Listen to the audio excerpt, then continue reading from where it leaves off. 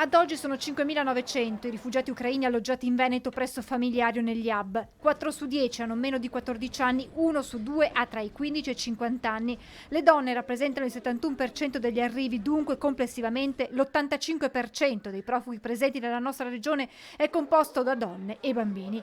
Dall'inizio del conflitto in Ucraina, in Veneto sono stati effettuati 11.331 tamponi con un tasso di positività del 2,7%. Stiamo sequenziando tutti i tamponi positivi degli ucraini per capire se siamo in ambito Omicron 2 o se c'è qualcos'altro. Una trentina le persone finora ricoverate. Attualmente negli ospedali della regione si trovano 20 rifugiati, tra loro 14 bambini.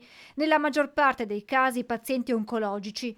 197 invece i profughi ospitati nei 3 hub regionali di prima accoglienza, 97 a Isola della Scala, 18 a Valdobbiadene e 85 a Noale, struttura ora chiusa per un piccolo cluster.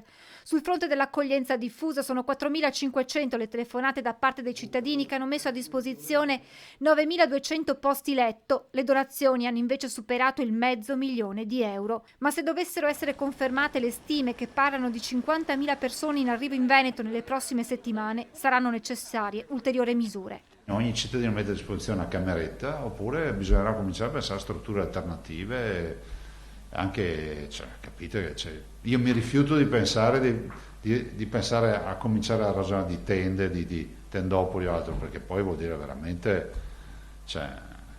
che siamo in guerra. Intanto il Veneto ha donato alla Protezione Civile Nazionale l'ospedale del Qatar che gli era stato regalato durante la pandemia. Tutto il blocco grande lo mandiamo per creare un centro d'accoglienza per l'Ucraina e quindi lo carichiamo, non so dove andrà, probabilmente andrà al confine. E per la gestione dell'emergenza profughi dal Veneto sono arrivate delle richieste al governo. I fondi siano stanziati nella contabilità speciale e non più sul fondo sanitario. Abbiamo chiesto anche che ci sia una proroga di tutto quello che sono le deroghe per le strutture sanitarie. Ad esempio l'ospedale di Valdobbiadene ha riaperto perché avevamo avuto la deroga Covid, di fare una deroga, questo l'ho chiesto io personalmente, nella previsione dell'ospitalità per gli ucraini.